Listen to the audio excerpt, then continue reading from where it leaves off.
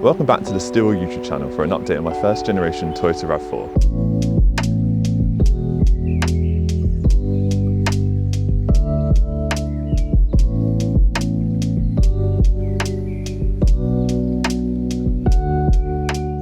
Now, the progress has gone quite slowly on this project car, a lot of that due to things being more broken on it than I thought. I'll start off with the things that I've done so far, which is very little, which is fixing this wiper arm, which was broken, flopping about and not clearing the rain at all.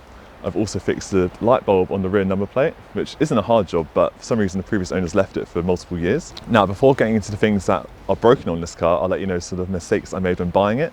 Now, obviously it's a cheap car, but I still made some silly errors, which was buying something without service history, like without any recorded service history at all. And my main thinking behind this was that it's cheap and it's probably fine, but really it does give a good indication on how well the car is looked after, and as you'll find out, this car hasn't been very looked after at all.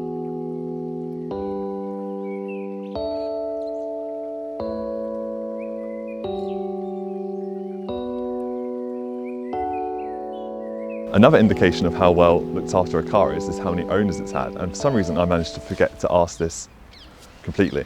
Normally this is something I ask all the time, but for some reason I forgot this time. And then I didn't realise until I got the V5 in the post that it has had 11 previous owners, which is a crazy amount. And on top of that, I missed things like the spare tyre being completely flat, things inside not working like the 12-volt socket, and overall I just thought things would be a simple fix, and that's not turned out to be the case. When I went to buy this car, I went alone, which is a big mistake. You should always take someone with you to double check things. But when I went to see this, I thought I had a lot more knowledge than I did. I've worked at a car dealership for the last 4 years, and I feel like I'm quite knowledgeable on cars, but clearly not. And I was quite blinded by how cool these cars are. I'm quite passionate about these older cars and keeping them going, but yeah, sometimes there's a limit to how much work you can do. So in summary, I think you should always make sure you have someone with you to make sure you're not doing a silly purchase. Now, I obviously knew that buying an old, cheap car would need a lot of work, but I didn't think it'd be needing this much work. My dad took it into a garage to be looked at, and they gave me quite a daunting list of things that need doing.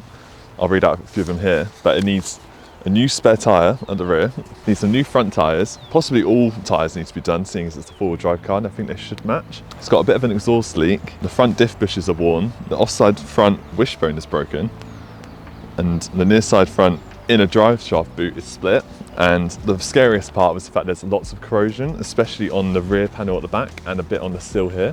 And yeah, generally it's quite rusty underneath, but I think some of it can be treated by myself, just sanding it back and treating it. The headlamps are aimed too low, which is a bit weird. Maybe it's had a bit of an accident. It idles far too high and it needs a coolant flush. And then in terms of inside, the 12-volt socket is broken, the speakers are completely blown out, and it's just quite rattly inside. Now, when I first got this car and I first got inside it, I ignored quite a few of the warning signs. I was so blown away by the fact I actually fit inside it that I ignored the first thing, which was the steering wheel squeaking. And I managed to forget to check the 12-volt socket, which doesn't work at all. And I've got a replacement here, but it doesn't actually fit. So that's not been a great repair for me. Another thing I forgot to check was I did turn the radio on, but I didn't really turn it very loud, and the speakers are completely blown. And I also forgot to check this cover for the sunroof, which now that I look at it is really very mouldy. So that'll need a good clean.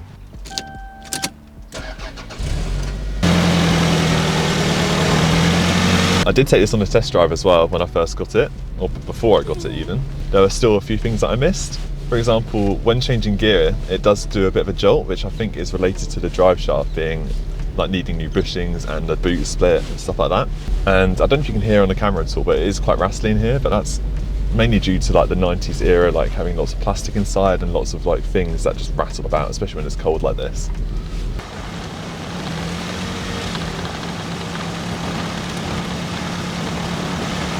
Overall, that feels like quite a daunting list of things to fix, but we'll see. I'm going to get it checked by a garage next week and get some things quoted to see how much it might cost, but I feel like I might be a bit mad trying to fix all of this. So there's a possibility that I might have to sell it, but that's the thing with project cars, you never really know what you're going in for.